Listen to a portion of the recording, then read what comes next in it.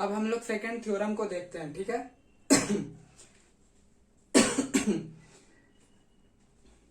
अब हम लोग सेकंड थ्योरम को देखते हैं। सेकंड थ्योरम बोल रहा है if the sum of two adjacent angle is 180 degree then the non common arms of the angles are in a straight line, ठीक है। तो सबसे पहले देखते हैं कि इन दोनों में एडजेसेंट एंगल कौन है। तो ये एंगल और ये एंगल, एंगल 1 और 2 एक दूसरे का क्या है, एडजेसेंट एंगल्स है। और नॉन कॉमन आर्म्स कौन है, तो OA और OB क्या है, एक नॉन कॉमन आर्म्स है, और OP क्या है, एक कॉमन आर्म्स है। एडजेसेंट एंगल में क्या होता था, वहां पे 3 प्रॉपर्टी बताए थे कि एक कॉमन आर्म होगा, 2 नॉन कॉमन आर्म होगा जो कॉमन आर्म के अपोजिट साइड में रहेगा, ठीक है, और कॉमन वर्टेक्स होगा। वो यहाँ पे क्या है, दोनों के लिए कॉमन वर्टेक्स है। एंगल AOP और एंगल POP दोनों में कॉमन वर्टेक्स क्या है, O है। तो इस तरह से यहाँ पे क्या है, एडजेसेंट एंगल है। तो अब प्रूफ करने के लिए कह रहा है तो हमको सबसे पहले क्या होगा, करना होगा, गिवन लिखना होगा, ठीक है। गिवन लिख देते हैं हम, अब जो दिया हुआ वो हम लिख देते हैं, ठीक है।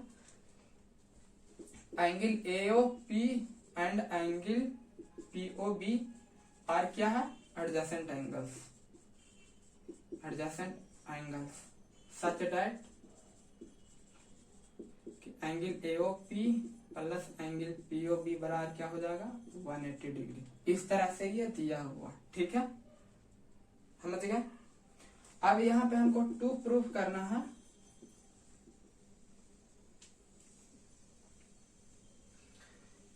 क्या प्रूफ करना है, कह रहा the common of the angle are in the straight line, मतलब OA एंड OB जो है ये क्या है, एक ये दोनों रे जो है ये का स्ट्रेट लाइन है, ठीक है। तो कह रहा then the non common of the angles are a straight line, मतलब वो और अपोजिट टू ईच अदर बोल सकते हैं,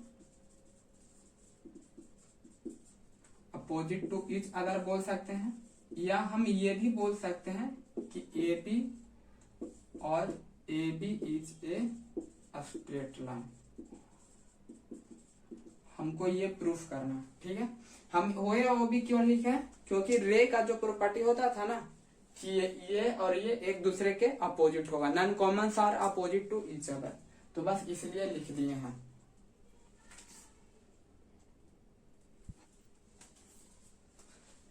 अब यहाँ पे एक सवाल उठता है कि क्या हमें इस फिगर में कंस्ट्रक्शन करना होगा, ठीक है।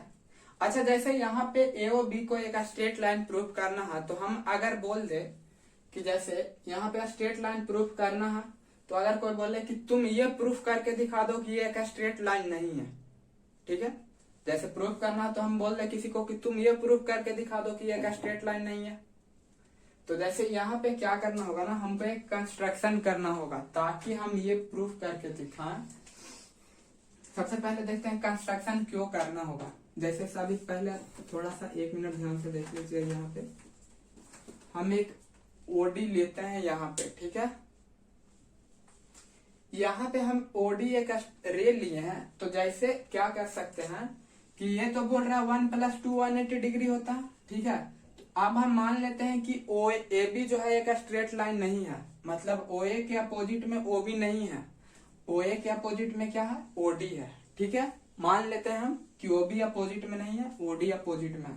तो अब ये एंगल और ये एंगल, मतलब एंगल 2 + एंगल 4 बराबर क्या हो जाएगा, एंगल 2 + एंगल 4 बराबर क्या हो जाएगा, 180 डिग्री।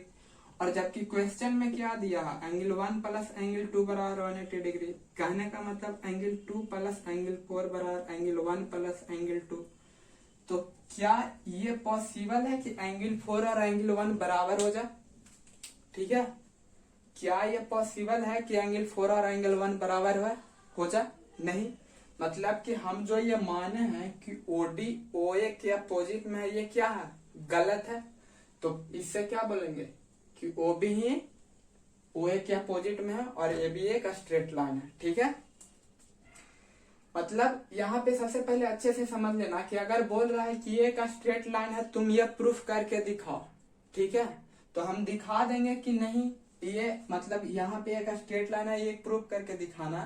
तो हम बोलेंगे कि तुम ये दिखा दो कि ये एक स्ट्रेट लाइन नहीं है।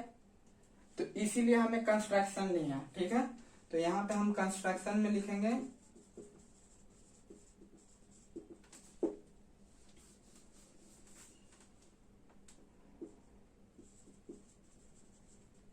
यहाँ पे सपोज कर लेंगे, जैसे ड्रा कर रहे हैं, कंस्ट्रक्शन कर रहे हैं ना, तो हम सबसे पहले तो लिखेंगे ड्रा अरे ओडी, ठीक है, एक ओडी लिए, और यहाँ पे हम लिख देंगे अपने मन से, अब प्रूफ करना है जैसे, ठीक है। तो हम यहाँ पे सपोज करके चलेंगे, सपोज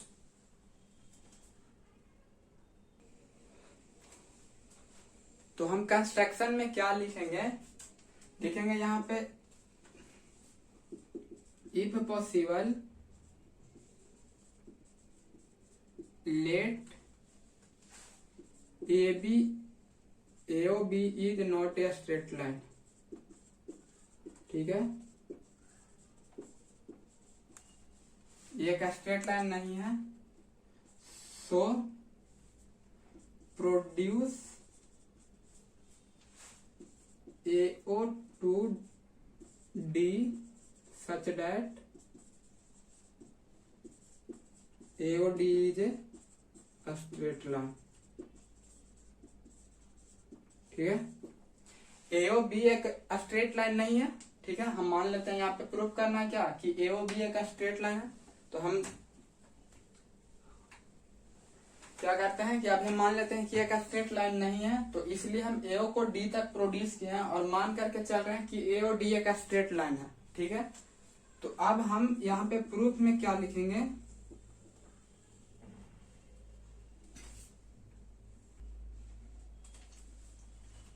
हम यहाँ प्रूफ में क्या लिखेंगे, जैसा कि हम मान करके चले हैं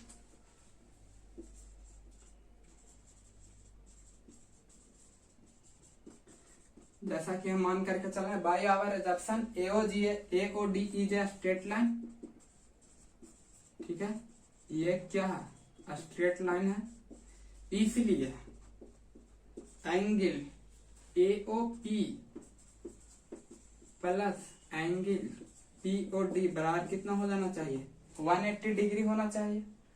लेकिन क्वेश्चन में क्या दिया हुआ है, angle AOP plus angle POB बराबर 180 डिग्री दिया हुआ, ठीक है। तो इतना अगर किसी को लिखना है तो वो लिख ले, हम इसको थोड़ा सा ऊपर में इरेज कर रहे हैं, ठीक है।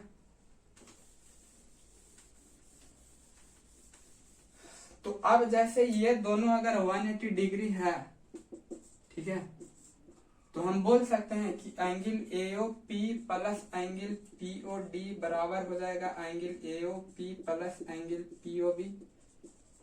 अगर ये दोनों RHS इक्वल है तो LHS भी इक्वल होना चाहिए, ठीक है। तो AOP तो कैंसिल हो जाएगा, तो एंगल POD बराबर एंगल POB। क्या ये पॉसिबल है कि POB और POD इक्वल हो जाए? नहीं। कैसे नहीं है? क्योंकि हम लोग एक एक्सियोम पढ़े थे जिसमें बोला रहा था a part is not equal to its whole, ठीक है।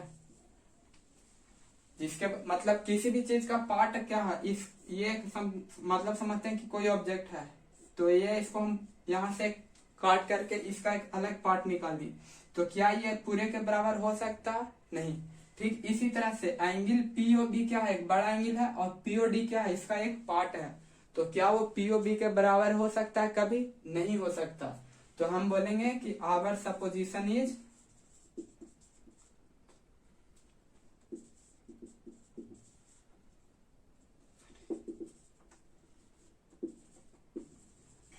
मतलब कि हम जो मान करके चल रहे थे वो क्या है, गलत है। हम क्या मान के चल रहे थे कि AOD एक स्ट्रेट लाइन है, तो ये गलत है, इसलिए AOB is a straight line, ठीक है। हम क्या मान करके चले थे कि AOB स्ट्रेट लाइन नहीं है, स्ट्रेट लाइन क्या है, AOD। लेकिन ये तो गलत प्रूफ हो गया ना, क्योंकि कभी होल एक पार्ट के बराबर नहीं हो सकता, मतलब एक पार्ट जो है वो होल के बराबर कभी नहीं हो सकता, ठीक है। तो इसलिए हमारा जो मानना था वो गलत है, और AOB क्या होगा, एक स्ट्रेट लाइन होगा, ठीक है।